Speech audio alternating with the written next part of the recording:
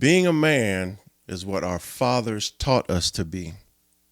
But what if they were never taught either? Welcome back to Four Titles, One Truth. Today's episode, Be a Man. Is it taught or learned? All right, let's get into it. All right. Before we ever became men, where do you think your first definition of manhood actually came from? Like your father, your pastor, neighborhood? Father. Your father. And it wasn't anything that he told, set me down or me and my brother down and said, hey, PowerPoint this is class. when you're a man. Yeah, no, it was mostly by observing actions. Yeah. Watching him and then seeing uncles or friends of my father's and, when they're sitting there watching a game or something or barbecuing over at my uncle's house and they're drinking beers and, so that's what, as a young kid, Yeah. is what I perceived as Manhood. That's what you do when you're a man and when you grow up. So Agree. So, same for me. It was, like you said, observing your father. mm-hmm. And the same for me. He didn't sit down and give me a class on it. I just watched how he dealt with my mom. I watched how he dealt with other people, no matter what their race. I watched how he conducted himself out in public. I was gonna say that's the big thing. It's like watching when they're out, interacting with other people that aren't family. Right. So. And then the same as well. Most of his verbal teachings on manhood were just simple. Hey, blah blah blah. It was never the deep. How do you love your wife, or how should you talk when you're invited to the table? It wasn't any of that. So I think that initially we say the fathers, but then I think it goes even further where you have your pastor, how they conducted themselves, the men of the church, because we were in church a lot. Then you throw in the TV and the movies. And our time frame was 70s heavy, being 72 babies. We were right in the middle of that black exploitation films to where all the black men were built, all the black men they could fight. Macho and woman killers and stuff, Women loved them and men wanted to be them. And then the same thing with the roles on major movies. There's always a primary dominant man. And in our time coming up on major movies, there was not a lot of black men to see. So not at all. There was no separation to me or understanding of a separation on how men should be. Right. Whether based off of race or whatever. My takeaway was that men should be the leaders of their household. Other men should fear and respect them, and women should be drawn to them because of their leadership style. That's honestly what my takeaway was. Is yours different? No, that's about it. That's the playbook. For, what you see. The unwritten. on TVs and movies. And what's something you needed to hear from your father or men around you that you didn't realize was missing until you were grown? That's something. That's getting unfair right here. Well.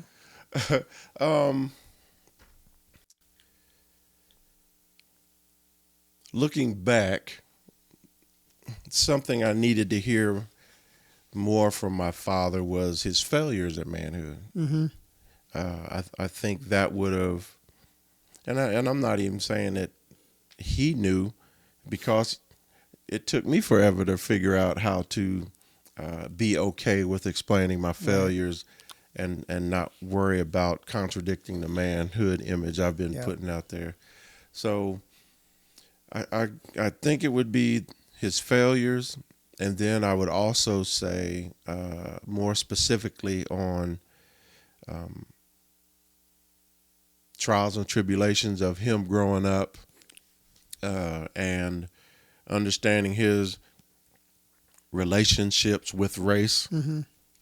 So I wouldn't have to get hit upside the head with it. But I think I think my dad really believed that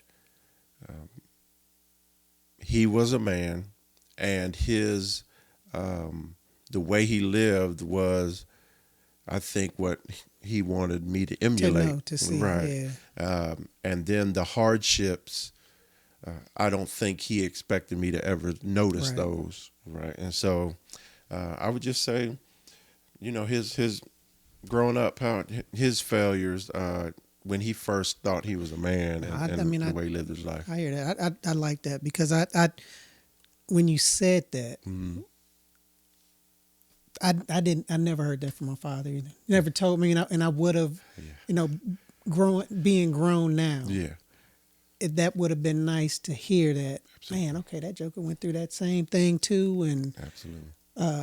then it would have prompted probably more questions for me. It's like, well, what did you do? Yeah. Or how did you Survive it. get through Yeah, that? Because because I found out some stuff about some stuff my father went through when he was, in college, early 20s and stuff. Right. That Right.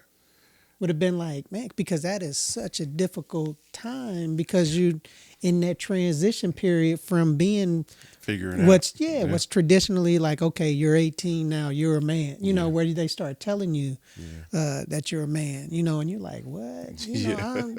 Y'all still making food? What's for dinner tonight? Yeah. I'm living under you. Yeah.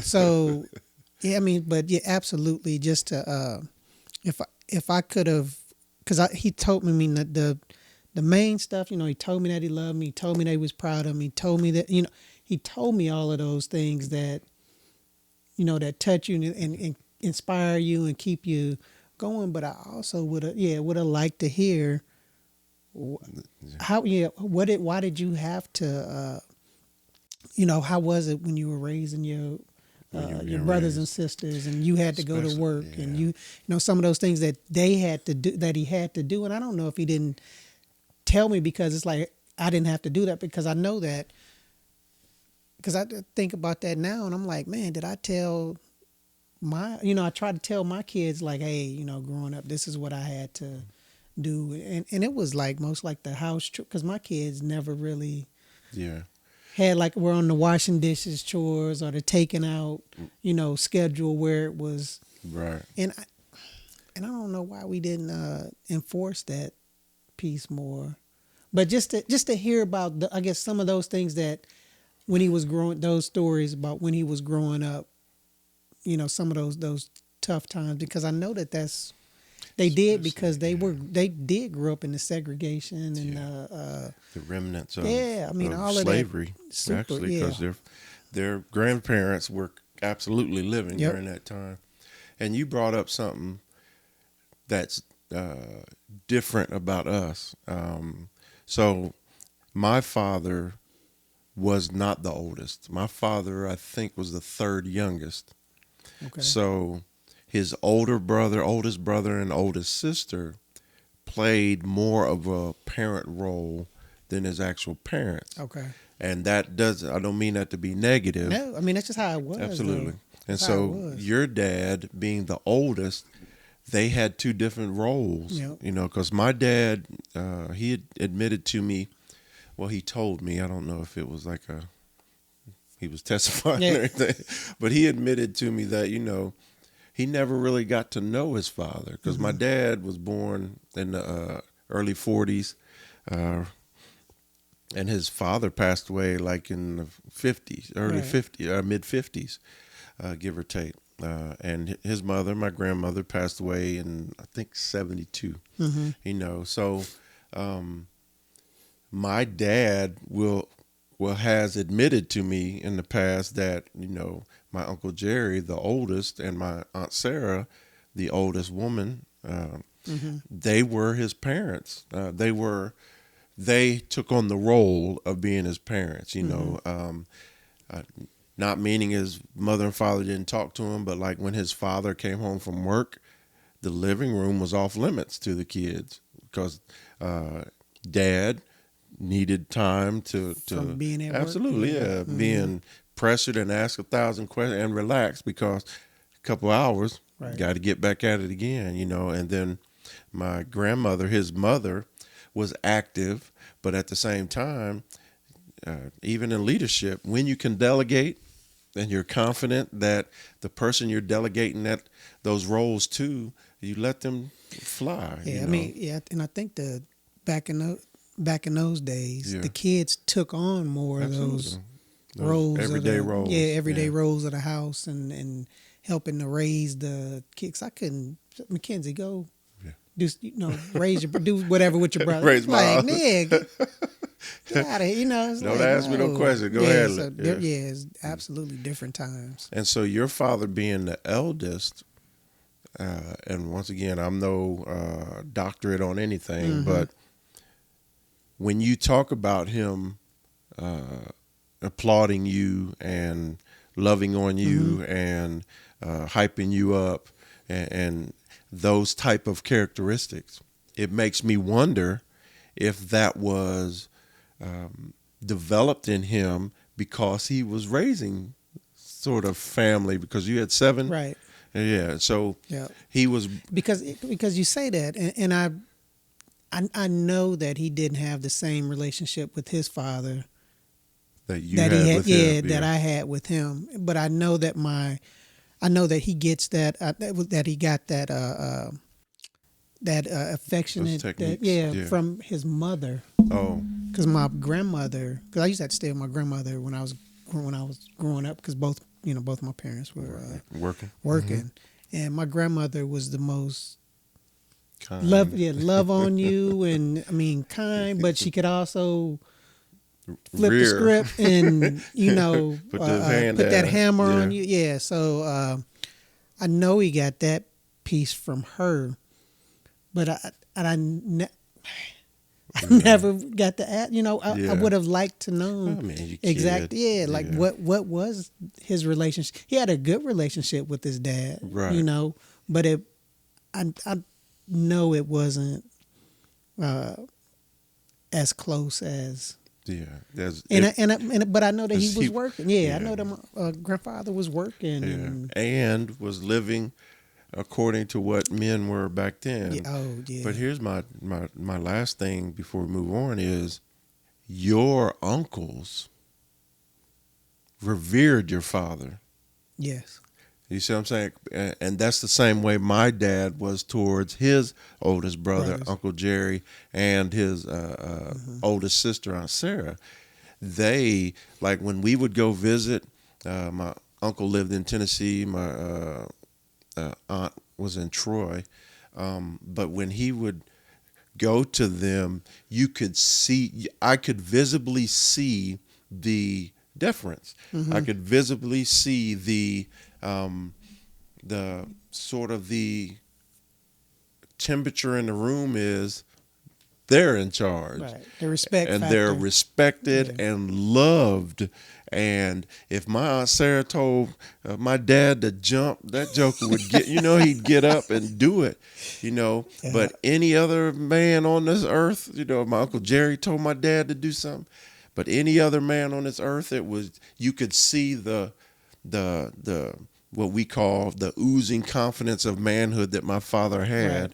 But when he was in that environment, you could see he reverted back to that role where absolutely, like we do when we're with our parents. Yep. And that was something that I didn't understand because, my Uncle Jerry passed away, I want to say sometime in the early 2000s. And I feel bad for not knowing the exact year.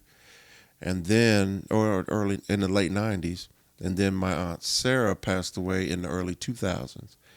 So I was teenager, when I was seeing it. Well, I was a kid to teenager when I was seeing it, and I was, I could understand what I was seeing, especially when I heard my dad talk about his relationship with my uncle and aunt. So, but I wonder if those two roles is what brought that extra those extra parenting techniques and know-how to your father, because that's what he had to do already, versus my dad being the youngest and just receiving and not really being taught how to, Yeah. to love on your kid. You know what I'm saying? Yeah, I mean that, So, and I think the patience and oh, yeah, those things that yeah, a parent, yeah, that would need. that would need Yeah. in order to encourage, to push, Right. to have your kid, you know, do what they need to do. Yeah. So would you say hands down your dad was a leader? Oh yeah, Yeah. absolutely, Yeah. And I would say absolutely. my dad absolutely was a leader. But I definitely know that his leadership style was more aggressive than kind, and I don't mean that in a negative way, Right. but I just think that's how he grew. So how much of what we call manhood do you think was really like from unhealed trauma, from generational trauma that our ancestors down to our parents actually has gone through? We're talking about discipline. We're talking about strength and survival. I mean, it absolutely. Yeah. I mean, because it was different. It was a different time. I think I think the manhood, the definition or how it's seen has evolved and changed Absolutely. over the years, because I think a lot of it was due to how it was back then that Yeah. started shaping, how a man had to be Right. in order to survive and protect raise a their family. Yeah. protect your Yeah. your family, protect your team, and feed your people, and do act the way so that people wouldn't come and start giving you some problems, Yeah. try to test you and Yeah. things like that. So I would say absolutely it was and when we talk about trauma, we're not talking about the trauma of Head injuries, head, and anything the like that, but slavery, because the trauma whippings. can Yeah. come in a lot of different forms.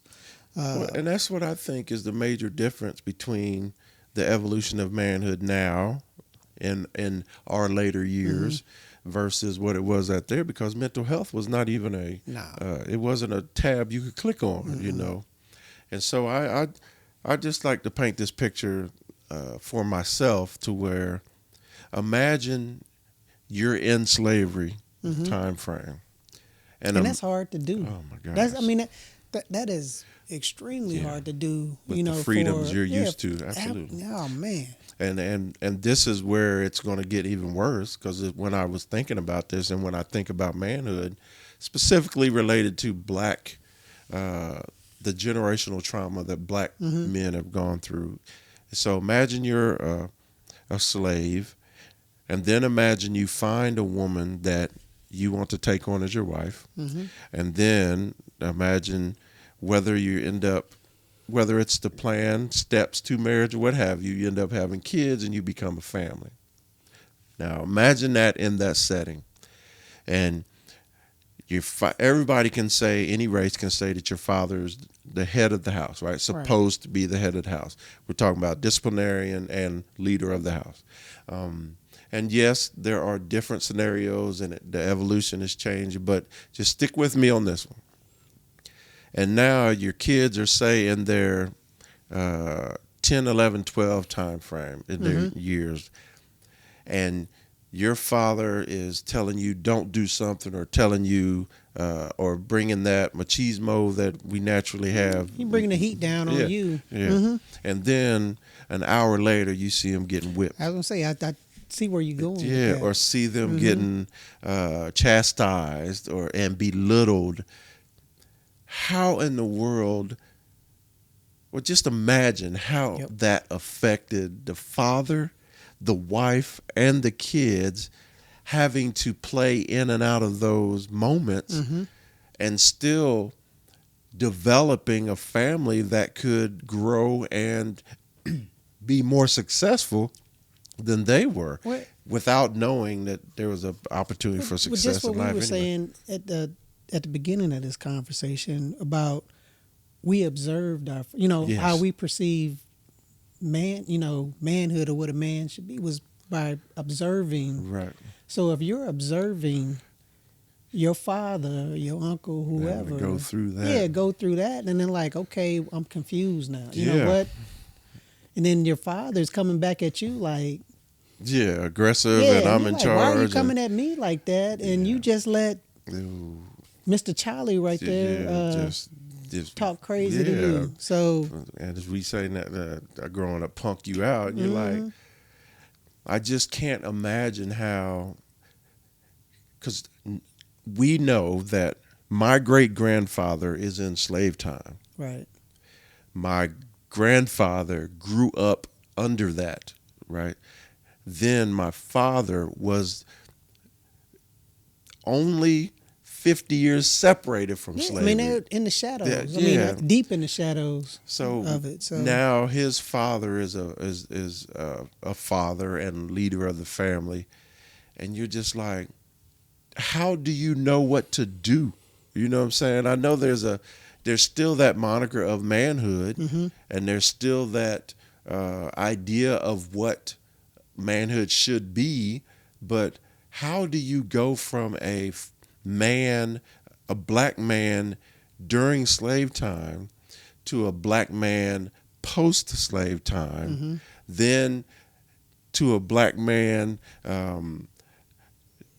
during the newer slavery of, or not really slavery, but demonization of black people when it comes to financial growth capabilities, education growth capabilities, the super segregation, going through all that. And you're just like, I mean, you know what? The only way that I can even try to understand or explain it was when because I asked my father this before, my parents. It's like, how did y'all deal with that? You know, back in the 50s and 40s, 40s, you know, yeah. 60s, or even the 60s. right. You know, with the separate water fountains and bathrooms and the schools and Right. all of that stuff. And I was like, how did you not just blow, and them just, you hearing people call you the derogatory name, words and names. Knowing like, they how don't did y'all respect deal you, with yeah, that? on And a my daily father basis. my father said, he simply said, he's like, that's just how it was. Yeah, So we would just, yeah. You just so you were raised they in go it. to Yeah. the left and go, Yeah. and keep on moving out. But they said that's just how it was. Yeah. And they would continue on. And and that's just like, what? Yeah. You Yeah. know, and it's just, it's because that's crazy to me when I know, Who he is. yeah, how this man, Yeah. how that man was and Yeah. how his brothers were. Right. And I just, Yeah. it's hard to understand, but I understand. Yes, you understand, because even though you aren't adjusting the way he had to, you still have to make adjustments. We do. Absolutely. We have. Yeah. And that's still crazy to me too, where we look at in this day and age, It's still a 50, 60 years from, Jim Crow. Yeah, Yeah. and we're still having to having these adjust same ourselves. discussions and about stuff that shouldn't even be a Yeah. thought, right? That shouldn't even be a thought or a problem. Yeah. It's other things we could be working on. And then take this into effect, that where the way we're raised in a black neighborhood is looser when it comes to the emotion you can have, the energy you can have, and all that stuff, because when you're around other black people growing up, that energy's there, right? But you can't take that energy and then go into a white office and be accepted, first off, No. and be respected at the same level as everybody else, and then have a clear opportunity to succeed in that environment. You have to adjust to that environment. You had to conform. And we still have to do that today, because if you put a group of black men together out and they're friends, love each other, and want to have a good time, they're going to be loud, They're going to be confident, brash, and just enjoying themselves because they're Just having a good time. because the restrictions that they put up with and have to adjust and live by. When you're around other black men It's or black safe. people, absolutely, You feel like you're in a to safe be zone. yourself, Yeah. right? And so, but the thing is, imagine going somewhere like an all-inclusive resort, and these group of men are having a blast, enjoying themselves. How is that seen by the other guests who are different races? It's seen as living up to some of the preconceptions that they already have about you. Stereotypes. Yeah. And it's like, ain't nobody drunk or And have no wilding out. idea We that just this man is a doctor, this man is a lawyer, this man is a respected senior military leader, having no idea of their accomplishments in that. But all of a sudden you're labeled because now you're trying to feel comfortable, enjoy yourself. So that's the limitations on how men specifically still have to act today, black men specifically still have to act today. I just don't think a lot of people understand the double Dutch jump rope type of thing that I think you have to go through. In public, I think we act in a way to make others feel safe. Yes, And that is nobody a ever default. No one ever tries to make us feel safe. Yes. So when we are in a group, we feel safe. We feel like, okay, and we can safety in numbers. Absolutely. So do you believe manhood has ever been judged the same across races in this country, or have black men always been expected to prove something extra just to be seen as men? Well, I think every minority has had to do it. But I think it's time and okay to understand that every minority's had a different path in this country. Right. So yes, I believe that the definition of manhood from the majority's perspective is not from an educated knowledge base, because when people, it bothers me when people say, if you want to succeed, just pull yourself up by your bootstraps and move forward and make it happen. It's not just that easy, because you don't take into consideration the hurdles and the speed bumps and walls that are in that path. Absolutely. Because you could pull yourself up by your bootstraps, but then it's all the next hurdle that you have to go over, or the next step can requires slap you down, or require assistance. It what I'm saying? requires something that somebody's not willing to give you because of your race, the your color of your skin. Absolutely. And that's thing. So there's no question that the label of manhood is different for the different races. Right. And then there's also, you cannot without a doubt say that those differences are completely disconnected from each other. You know what I'm saying? Because there is a baseline of manhood that you can take. And the funniest thing is, when we were growing up, the definition of manhood, people would say John Wayne. You know what I'm saying? Because he was a rough and tough cowboy, whatever.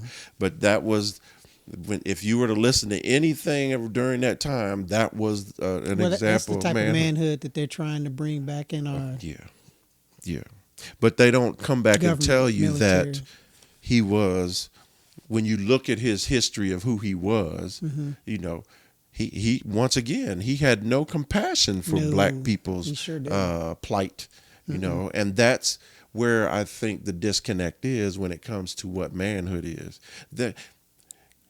I'm not here to define it. You're not here to define what manhood is, but I do know that when you put the weight of manhood on a man, the basic things that I believe that includes is confident, leader, that confidence and fearlessness and drive and motivation, right? I say that would, if I had to write some stuff down, I'd say those are some things from the mental perspective that you'd link to manhood. Then you have to go back to physical strength, physical presence. You have to go to the way they carry themselves. Right. So but then, but even those, when you start putting a bunch of when you start putting the physical aspect into it, then it's like if this dude isn't as strong as, or look yeah, strong. look as strong, Yeah. does that make him less of a But I think there's a perception man? of that. Absolutely, You know what I'm it is. saying? Oh Yeah. man, yeah. Yeah. It And that's where I'm saying it's coming from a place that just is not realistic. Right. That's why I threw John Wayne in there, because right. he had small feet, right? You know what I'm saying? And it affected the way he walked. And I'm just talking about because I researched John Wayne, because I didn't too know that. I didn't know that. Yeah, I Wow. too had him as what the ideal. I fell for that. Man. Yeah, big guy, The big macho, domineering, slapping men, Yeah. slapping women. in all control. that. Yeah, and not really caring about anything. And so that misunderstanding of manhood is what men have had to grow up and strive for, Right. even though it's not realistic. You know what I'm saying? It's not actually the man you want sitting next to you. No, I mean, especially it's if you're a not man. wife. Yeah. Or especially if you're a kid. Yeah. Or a child. So that's that, right? Right. And then you say, okay, so how is that even adjusted for our lens, black men? Right. Right. So my dad, looking at my dad, he was a big man. Looking at my dad, he was vocal, meaning he was confident. First off, meaning he was vocal, meaning he would say what was on his mind, and he took care of the home. Meaning he worked his butt off, and the money he earned kept a roof over my head, kept food on the table, clothes on the. Even if we didn't have the best shoes, the top of the line clothes, You had what you needed. yeah, we weren't leaving the house shabby. Yeah. You know what I'm saying? And so that's a definition of what manhood is. But what kind of trauma and mental health issues did my dad have? Like, for instance, being that on the outside, how was he when he was by himself? You know what I'm saying? And I'm not talking about sitting in the living room. I'm talking about by himself, where he wouldn't be interrupted with kids, wife, relatives, where he like driving. Right. Well, I can't say driving because you still got the fear of being pulled over. But you know what I'm saying? But just how was he when he was in silence by himself? Was he as confident as he looked? You know what I'm saying? Was he as strong and dominant as he looked? Right. Meaning, did he feel that way? That's what I mean. Want to see like how much of what was being projected Yeah. and act. Yeah. And how much, and then how did you really feel? Yeah. Because I can honestly say about myself, I'm not as confident as people think I am. You know what I'm saying? And I'm not acting in the way I am, but I've questioned myself. I've hesitated before, but if the majority of people that see me, that's not how they would. One of the things they'd probably say is, yeah, he's a man's man. Right. You know what I'm saying? And that is simply because of the characteristics that I inherited from my father, whether physical or just from me viewing him. You know what I'm saying? So majority of people that see me have no idea about my struggles in my life, about my insecurities that I've had to deal with. And I'm not trying to get the violin playing, but I'm just saying I am living the same path that my father lived. So how am I an improvement on him based off of the evolution of what a manhood is? Because you're here, brother, and you're Right. talking about it That, now. you know what I'm saying? We're here talking about it now, Right. and that's what makes it different. That's Right. what makes it. That's the evolution and what's making it evolve Right. from where Not it is. suffering by myself. Yeah, I mean, Yeah. and I don't think I didn't know you when you were in your 20s or Right. your 30s. Right. I don't even know if I knew you in your 40s. No. Didn't. No, we're probably when we were both 50. Well, yeah, you knew me because I just met you. I was going to Vegas. 49, end of it. 49, yeah. But I know that you probably are not the same person, All the time. the younger person, Oh, than how you are now. No. And that's that's what I mean. I feel like, man. but neither was our fathers. No. No, I mean, that's what I said. Yeah. And my father was not the same. I'm sure that he wasn't this, because I used to hear stories about him when he was younger, that how mean he was, and he would snatch Violent, a joker up, and I mean, just I heard And those then stories. you know a patient man. Yeah, I mean, especially when coming to the end when I was grown and he was a little older. Yeah. But I was still. I mean, and this is the thing. Growing up, I was afraid of my. Absolutely. It was like, oh my God, but not in the way that I didn't want to be around them, or would be afraid to come up to him. And just knew not but to just cross like them. yes, I mean, it was Yeah. just one of those things where it was. I'm not doing that. I'm Same way. not crazy. I'm Same not getting way. snatched up, because you knew how he would, how he would How react. he could, yeah. or how he Yeah. could Yeah, react, 'cause you or knew how he would was react. Big back, strong, Right. Yeah. big hands. Oh, Yeah. I mean, So heavy hands. So Yeah. it was one of those things where it was just it wasn't a bad thing, but it was a thing that helped me to progress and grow and be a better man. Because I'm not the same man that I was when I coming up in my 20s and 30s. And I mean, I have. You have to. Yeah, I have evolved. Yeah, I have learned to be more patient. I mean, You just have all to. of those things that I look at now as like being respectful, being responsible, being accountable. Yeah. That's, to me, is like, if you can do that, I mean, you're on the right track of being a good man, a strong man, A man. of just being a man. Yeah. Because I think being able to, I mean, because the whole, especially for us that are married and had kids, I mean, we just want to take care of our families. Yes. And you get to a point where, as you get older and stuff too, where it's like, okay, what can I do to help them be successful so that they can Don't have to go do through what they the want to crap. do. Yeah, you don't want them to go through the stuff that we had to go through, that our parents had to go through, that their parents had to go through. So that's probably why, with the crap that's going on now, why we're so vocal and upset about things, is that we're not doing that shit again. We already went through that. You're not putting me back in that No, box. that's not happening. Yeah. That is And not it's happening. not because of me. It's because my son does not deserve that. My No. daughter does not deserve that. And that leads me to believe in what I was on my way to say, is that is the real definition of manhood the ability to continue the evolution of developing and growing into something that's beyond society. You know what I'm saying? That being in something, because, like you said, I can't point this out enough.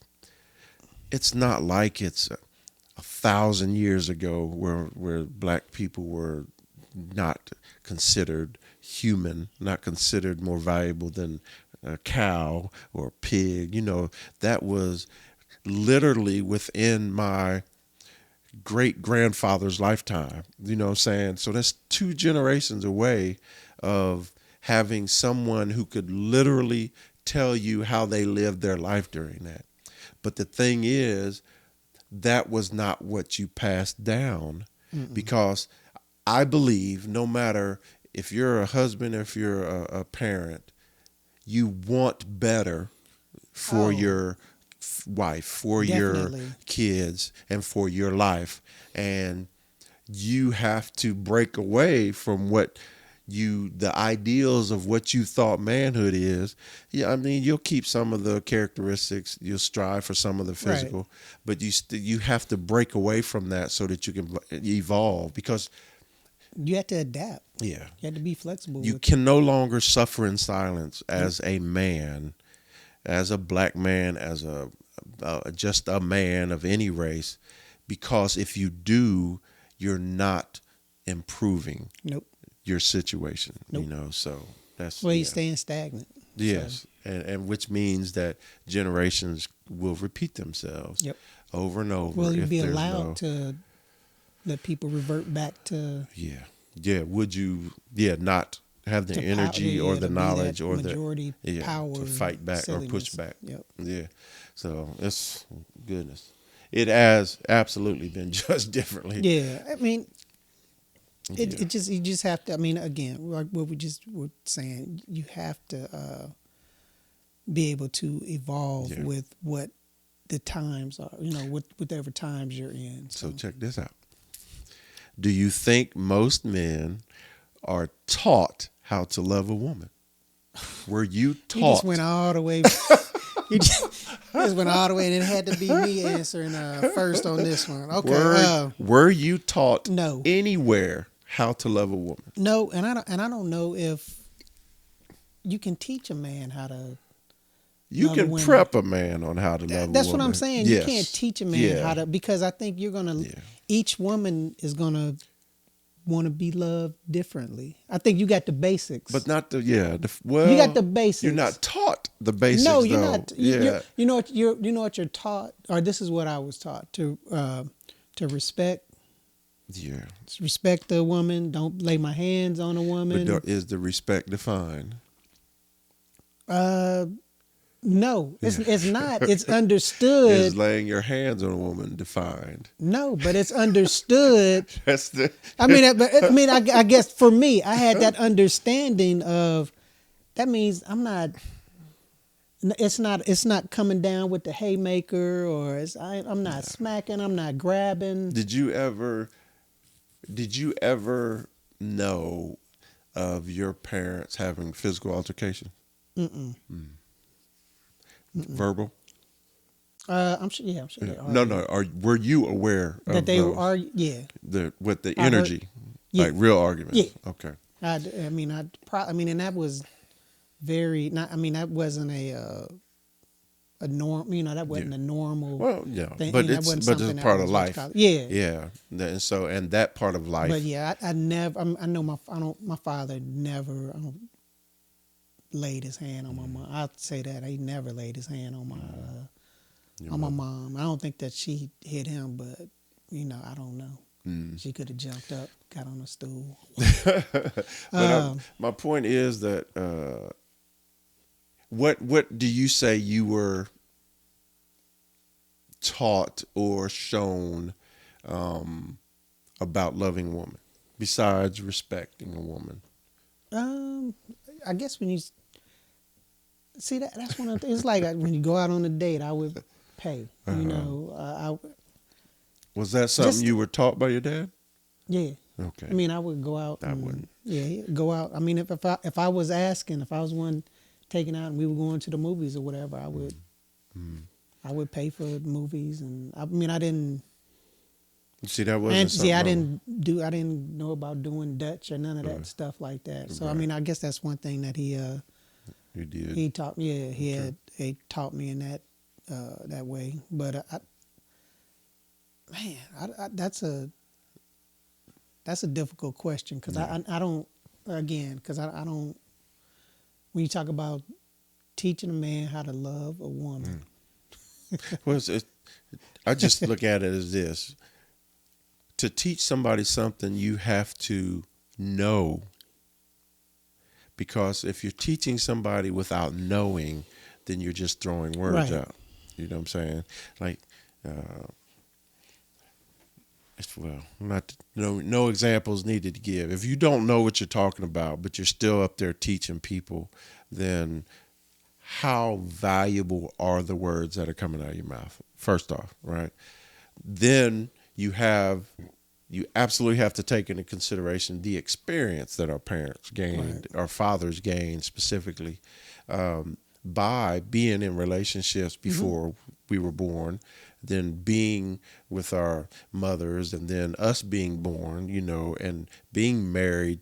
So there are lessons learned because you have that hands-on experience. But dating, I mean, because that's what I mean with Miles. I just try to dude. You probably tried to, Yeah, we should do this. Yeah. I mean, try to give him little nuggets as far as, and that's like beginning of relationship stuff. So I don't know, and I'm sure that it will, like when he finds the woman that he wants to marry and he marries her, those conversations will change because he'll start asking. Yeah, I mean, because and then because I had to learn that. After being married, it's like the beginning is different than where we are on this day in 2026. Absolutely. So, I mean, but it's because it's a like everything. I mean, if you're in it long enough, things evolve, things change, and you have to be able to change with those. You have to be able to grow with those, especially when you're dealing with another person.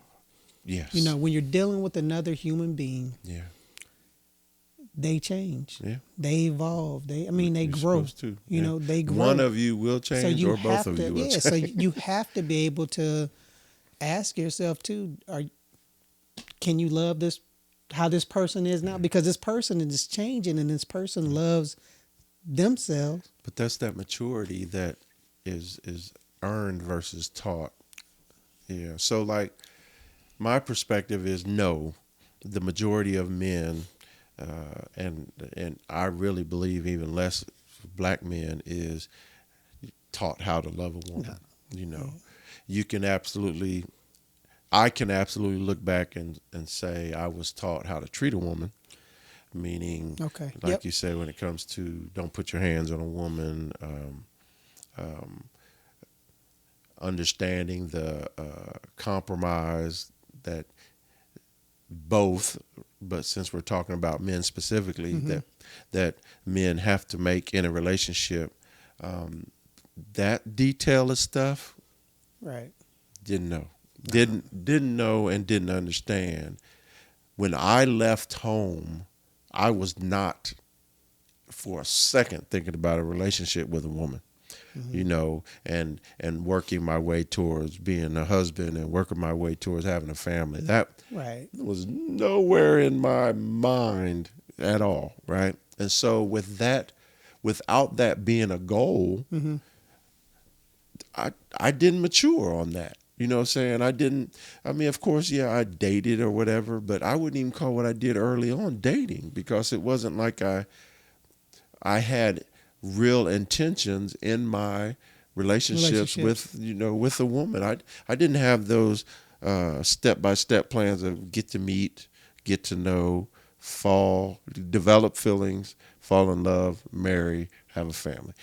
That was nowhere in my... Yeah, at that, when we're young, I don't think that's and so that's not the goal. No. And then never putting myself in a position, because over the years, there were women that probably were, and I'm not speaking for any of them, that were interested in more, right? But me never allowing myself to get in a position to go down that path meant that every day, every week, every year that would go by meant that there was less learning for me to understand how to love a woman, And then you take all those years away and you mess around, and now you find a woman, and then you want to take this to another level. Where are you pulling from? The same thing you're pulling the Manhood card from the movie. And I'm not saying... How you think that something should work. And I'm not saying that you're taking a movie and following that path because you're not smart enough to realize that it's a movie. But if you see 1,000 movies and out of those 1,000 movies, 900 of them say that you lead a woman by walking in front of her and opening a door and looking at the definition of gentleman. That's once again how to treat a woman. It doesn't tell you how to love a woman. Right. My parents never had the talk. That was the sexual talk, the pre-marriage talk, the how to sustain a relationship talk. I never had any of those conversations. It was all about trial and error, or thinking because of the other things that I was ending up being successful in life as, I was starting to be successful as a leader in the military. I was starting to deploy or PCS around the world and seeing how different women acted and carried themselves around the world, and military women versus civilian. So you're starting to see all these different experiences, and then you start to develop what you think is the recipe for success, right, when it comes to a relationship. But God forbid you're considered an attractive man, because you're going to have a lot of options, and that could slow down your maturity of what a relationship is and how to treat a woman. And then I'll just bring it to now, to where me understanding compromise and not having that connected to my ego is this is still some of the last stuff I've learned. You know what I'm saying? And loving somebody unconditionally and literally considering them before you do any action. I was gonna say, with any relationship, I mean, the only thing that talking about men, you can bring to the table, bringing up first and then to the table, is that respect and stuff, because you got another person that's involved, because you're not gonna be the lead in it. You're not going to be running it. Not always. And then, like I said, depending on the personality. But what I did know is what you went back to. I did understand what a gentleman was. I didn't take on all the aspects of a gentleman, meaning 100% honesty, getting out of your way to, help this relationship, whatever. That's stuff that evolved. But you said you weren't looking for. Yeah, it was not an idea. Or anything at that time. Right. And then when you get in that situation where someone, because for me, it was pulled out of me. It wasn't sitting on the table waiting for me to serve it. You know what I mean? This unconditional love, this, willingness to put someone in front of you I'm talking about, I'm hungry. You want something? You know what I'm saying? That's something I had to grow into. That's not something, I was think like, and you've been married twice. Yeah. And you've been married almost twice as long as I've been married. So you've had a better connection point with who you're going to be with the rest of your life, and your evolution started way earlier than mine. Whereas I'm coming into a relationship of nothing but focus on me first, then I have a son. Then that broke me out of that me all the time. But it still didn't, that love for my son was not, that was pulled out of me. It was something that I didn't even know the depths that I had, right. Because before he was born, I was nervous of like, am I going to, because I know it's been me this whole time. Life. And so to have that evolution, and then know that that is going to be, you're going to evolve another major evolution once you find that person and want to live your life together. So it's something that, as a man, I was taught to be a protector. I was taught to be a provider, and I was taught to be gentlemanly. Mm-hmm. That was my understanding of what I needed to bring to the table um, to be in a relationship with a woman. Right. Well, yes, any type of what you saw, relationship yeah, with a woman. and yeah, what you saw that would be a successful, how it was supposed to be. Absolutely. I mean, those what you just Perceived read off. expectations of what women Yes. wanted from a man. Yeah. I did not go. I was in juniors high school level of understanding, not understanding. There's a high school level, undergraduate level, and then eventually a doctorate level that you have to get to be happy. But I will say, I did evolve into the point of knowing that to be happy in a relationship of love that isn't blood related, the biggest thing you have to know as a man is it's not about you, and do you really want it? And Yep. if you can get those two questions understood and answered, then you can be the best husband. You will evolve into the best boyfriend, husband, whatever that you could possibly be. All right. But good Lord, if it's a path you got to take It's a path, that's for sure. and learn from quickly. That is for sure. So, at what point did you realize that not hurting someone is not the same thing as truly showing up for them? At what point? I can't give you a year time frame, but I can just tell you. You don't have it down to the minute. No.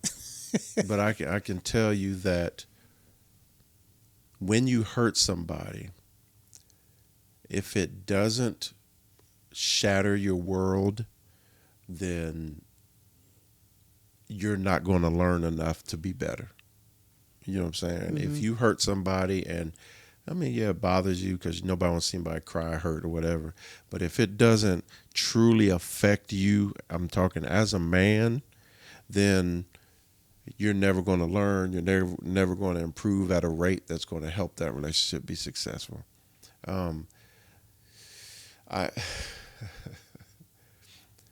Showing up for somebody, it's not a technical thing. Mm-hmm. Showing up for somebody is a 100% passion-led, emotionally led thing, event, action. You know what I'm saying? You have to figure out where your heart and mind are, and then that's where you start to realize what showing up is versus just being there. Yeah, I mean, that it can be a little more emotional, you know, 100%. emotional, mental, 100%. than a physical act. Because the physical piece that's not difficult. That's the easiest part. Yeah, that's not difficult. Unless you start talking about how to make love, then that's not a this type whole of show. nother conversation. Not this type of show right now. Whole nother we're not talking about that conversation. right now. Well, I'm just saying, Yeah. like, do you pay attention to what pleasures your wife? And so that's a whole nother thing. Or your Yes. mate. But that's also emotion. That's a it's mental, connection. emotional Yeah, type of thing too. absolutely. You got to want to do that. Yeah. Yeah. But being present is just one part of the problem, of the solution. Being present, and then being aware in your presence, and then showing up in your presence. Those are the doctorate level things that you evolve into. And then I'll say it like this, because I was married, I was married right after college. Right. So me and my wife, we grew up and were learning a lot of these things together. So and you still had your father you could talk to. Yes, I still had my father to bounce things off of, which I did all the time to make sure I was going in the right direction. Yeah. And if I wasn't, he would let me know. But is to be honest, man. Is that honesty piece of it, because you can. A lot of folks don't want to tell someone else, whether it's a friend, girlfriend, wife, whatever. So they keep it to themselves, and you can still be there. Yeah. But it's not It's You're still going to not. be some tension Yeah. there. It's still going to be some Yeah. things going on there. Yeah. But if you're honest, you can get it out. You can talk about it. And You get can over it. say, okay, yep, Yeah. Or this makes through it, not sense. Or over we it. can, yeah, I mean, because I Yeah. think you would rather do that so you can get past it. Yeah. Yeah. That's what I meant. And then, I mean, then also you can see if you can't get past it, Yeah. then it's like, okay, then maybe we're Decision not time. supposed to be Yeah. friends or be here together or whatever. Yeah. You know, but just, I mean, that's the one thing is just is being honest Yeah. with that person and with yourself Yeah. will allow you to push on and grow and get through. Yeah. Truly being, we're talking about truly being, showing up and being Yeah. there. But someone. being honest is that's a real commitment, because you're sitting there.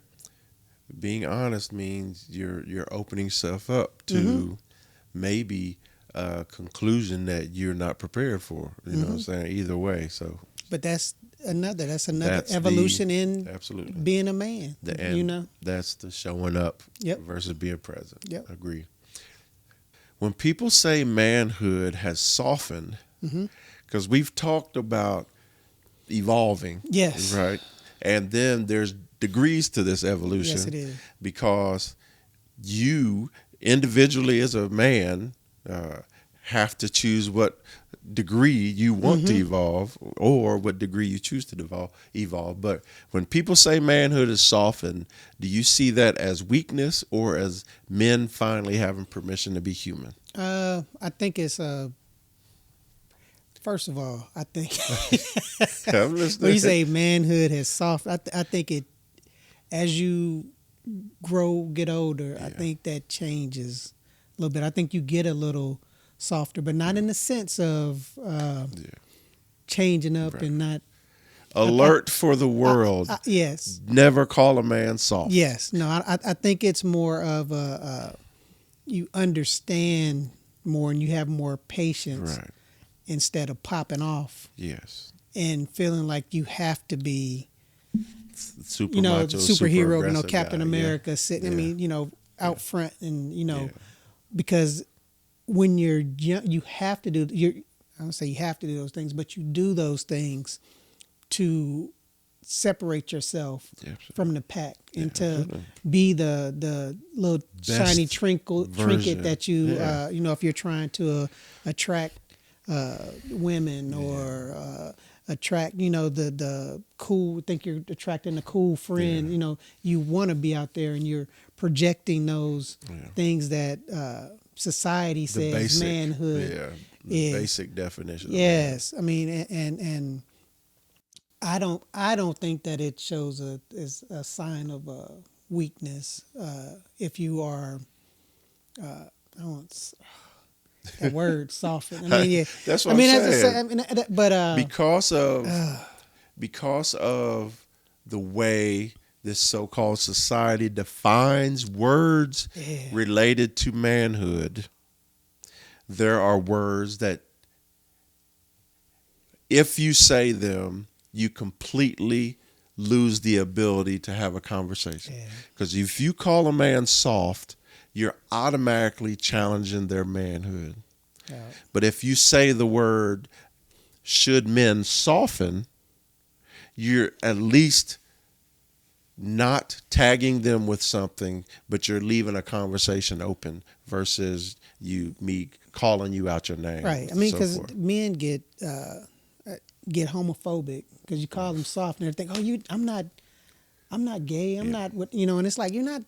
That's not it, That's because not what we're talking about. you have a bunch of, I'm sure, gay men that are playing football and basketball and we'll whoop your soccer butt. and are what you would, you know, you look at them from the outside and say that's the definition of a man. That's a man, you know, Yeah. and then, but yeah, so I think that's the thing that we have to get out of our head is like soft doesn't have to mean that you like Weak. yeah, Doesn't weak have to or any of the taboo less words than. that are in Yeah. this so-called society of manhood. I mean, I think that for me now, if you say soft manhood, I mean, it's just, I'm not popping off. I understand. I might give you, Well, you understand the consequences of Yeah. life. Like I am a softer version of who I was growing And up. I'm better for that because I feel like Absolutely. that it's better for my mental Because you health. mature, Yeah. you grow, and you adjust to your individual Yes. situation. Yeah, Yeah. I'm fine with it. Yeah, So. and that's why I say if you want to talk about manhood to a man, don't throw the word soft out, because that word soft is a What trigger, and it's left up to individuals' definition then I of would it. want to know. I would ask them. It's like, okay, so what do you mean when you say soft? So that we can define that soft, how you're seeing it, or Right, how you're right, interpreting it, yeah, so that then we can yeah, discuss and then what that you're truly talking and about. that's a personality thing. Yeah. Because me on the other side, I'd say, are you soft? Like, you know, do we want to have a conversation, or you know what I'm saying? It's one of them We trigger about to words. get Yeah, I'm like, it's one of them trigger we about to words. get into it. Yeah, and so and like my life growing up as a man is directly related to the machismo. Mm-hmm. And the reason I say that is because growing up, my family was huge, and I was a late bloomer, right?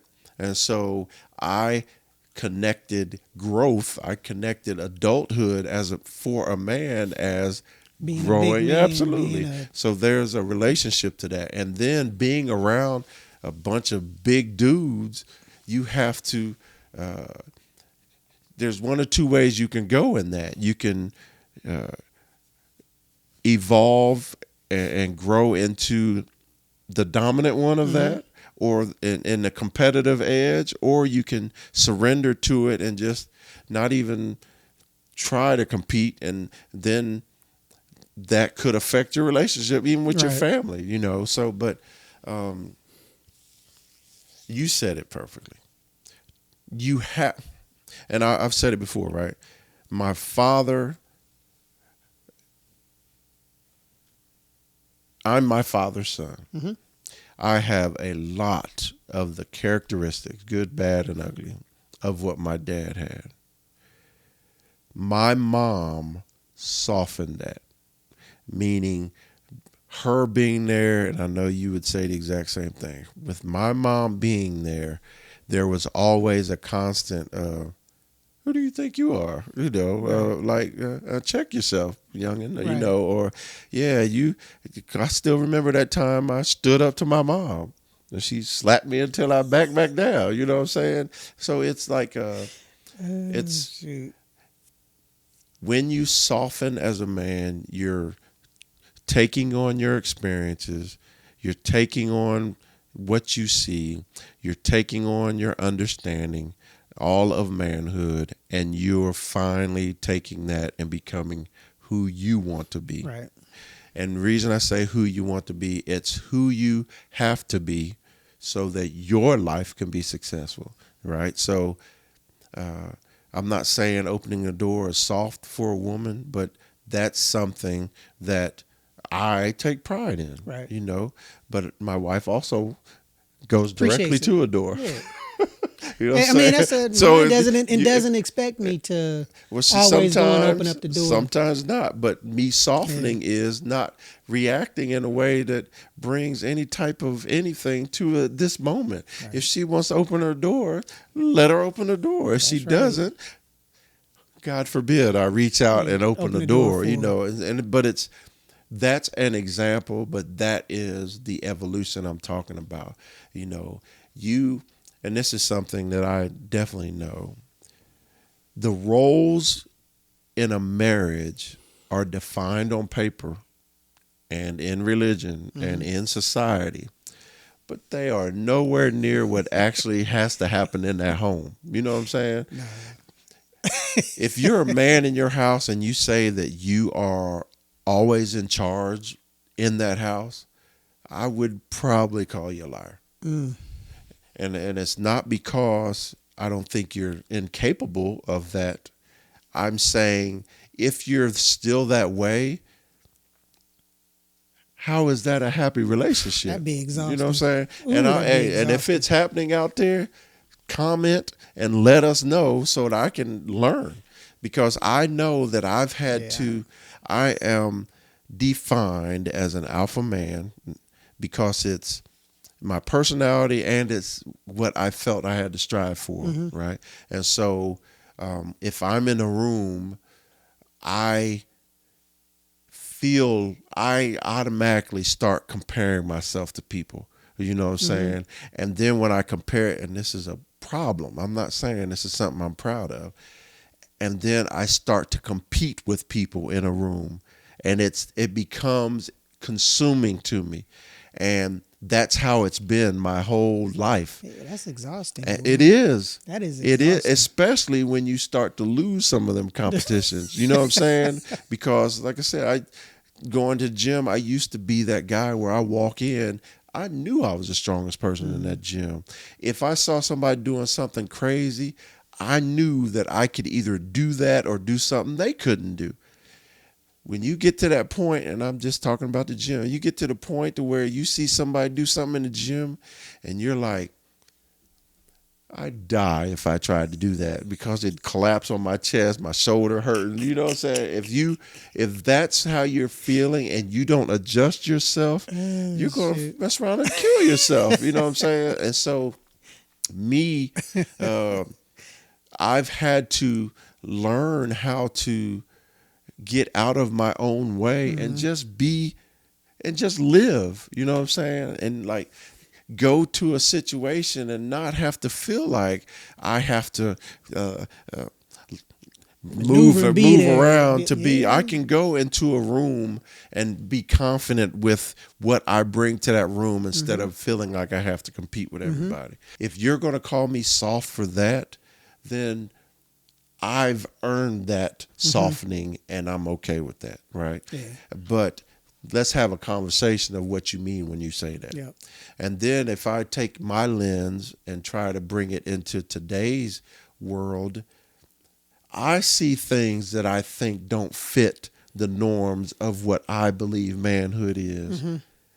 But what I'm able to do now is I'm able to say my father's lens is not what he thought I should have been. You know what I'm saying? Because he didn't force me to do, like you said about the dishes. That was something that you had to do. You know what I'm saying? Look, my I don't know if I ever told you this, but my grandma, this was when I was in college. It was probably like my second year in college. Came home, got an earring. You did. Yep. He's showing out. Went over to my grandmother's house and she was just like, Duty, because she called me Duty. She's Duty. Say, you got a earring? What did you call her? Grandmama. Okay. That's my grandmama. I call mine Mom. Yeah, grandmama. Yes. I was like, yes, ma'am. Yes, ma'am. She was like, it's kind of like this, like little sissy, but that's okay. I still love you. Earring came. I ain't never had an earring back in my ear again. You know, so yeah. So but you spot on where you're talking about. It's the perspective of that. You know, whatever time. generation you are, the Absolutely. time. Because it's stuff that men do now. You know, with the fingernail polish and things like that. The clothing. Yeah, I mean, I just couldn't. I mean, and I don't have. It's like, okay, that's how you want to roll, but I'm not questioning their manhood or anything. And but it's just like I'm not doing that. Yeah, and that's the thing. And also, like I said, like my father, my grandfather were to walk in and see how I handle things. They would have the same thing. So the comfort of that is that if you step back for a second, nothing's as it used to be. There's nothing as it used to be because the world has to evolve. Yep. You as a person you as a man have to evolve. You as a black man have to evolve. Yep. And if you don't evolve and you stay stuck in a rut, you're going to miss the opportunities that are out there for you, whether it be relationship wise, whether it be work wise, whether it be mental health wise, or whether it just be being comfortable with who you are. And so that's where I am now. And like you said, if I see a guy, especially a black man, and the reason I say especially a black man is because the manhood thing is what I know for a fact. Just get judged a lot more. Yeah. I mean, it's and it's say my harsher. lens. That's why I say that it's my lens. And when I look at it through the black man that I am lens, and you see a man with fingernail polish and in what we would label as female clothing eyeliner, makeup, and sitting a certain way, all I can say is that is different than the way I was raised, but I still don't know that dude. No. So I'm not going to sit there and label him or her or him anything. Will it be a challenge for me? Yes. And what I mean by challenge, like if I talk to that person, it would be something that would be on my mind. Because you sit there and you start trying not to fixate on. Well, and also I want to understand. You don't want to understand, but it's not for me to understand because it's their path, it's their thing. So things are different. If you don't evolve, the cost is the happiness that's out there that you can find. That'd be the best thing I say. That's. I mean, and it, like some of the stuff is like, is it even worth it for you to put that time and effort and mental everything? So before we go further, what do you think it costs a man? Okay. And everyone around him when he refuses to evolve past the version of manhood he was, or refuses to step out of the era that they think was the best era ever? He's not going to have them people around him. I mean, you're not going to be able to, I don't know how you survive that way. Because you're not going to be able to have the people who you want around you if you can't change as they change. You'll never be your best self. Yeah, I mean, you'll be getting labels, that angry man, that whatever. You know, you'll get those. You have to evolve. I mean, and I know that we've been saying that, been coming up in it, and it's not because that's the message we're trying. It's just facts. How that is. So if I hadn't evolved, I would not have Nikki. If I hadn't evolved, I would not have been successful in the military. Yeah, I mean that's I could go on. Another way I evolved, right? I've loved my mother since the day I knew who she was. I know that there are people out there that don't talk to their mothers regularly. I know life starts life or whatever. I was one of those people. I did not make that a priority in my life. When COVID happened and I could not get to my mom and my sister, that was something that I had to fix in my mind. Okay. And that's when I started to FaceTime every week. And it's something that I may miss a day, it may not happen every Sunday. It may happen Monday, Tuesday, or whatever. But once a week, I'm going to see my mom's face and I'm going to talk to her. And the same thing with my sister. That is a goal of mine. And if I hadn't evolved, I would miss the conversations. The conversations I've been able to have with my mother since my father passed in 2004. They're irreplaceable, first off, but secondly, oh, how I long to have been able to have those conversations with my dad. And I will not make the same mistake twice. And 2004, I was not in a headspace that I was aware and cognizant of how proactive I should have been in the relationship with my father to talk more. But there's no excuse now. You know what I'm saying? Right. And you're not That's a maturity guaranteed. thing. And that's Yeah. that's that evolution that Yeah. we're talking about. So my point is, if you don't allow yourself to evolve, you could still have some success. You could still have some friends. You could still But have a family, but you fear. You have the fear is you will not be able to fully enjoy who you've become, the path that it takes to evolve, and then making it to the other side and seeing the change in your mindset, the change in who you are, the change in the people you surround yourself with. Right. You're stuck in an era that has no relevance now, and now you're that old man complaining Yeah, I all mean- the time and I mean, wishing for yeah. something different that never can happen You again. won't be able to appreciate it. No. You won't be able to appreciate your life. No. And you may not have, like you said, you may have those people around you, but if they may not be the people who you really want, need Yeah. or want Yeah. around you, so. And they're holding you back. Yep. The bottom line, man, for me is manhood is defined individually, but you can find characteristics of the title manhood Right. in every man.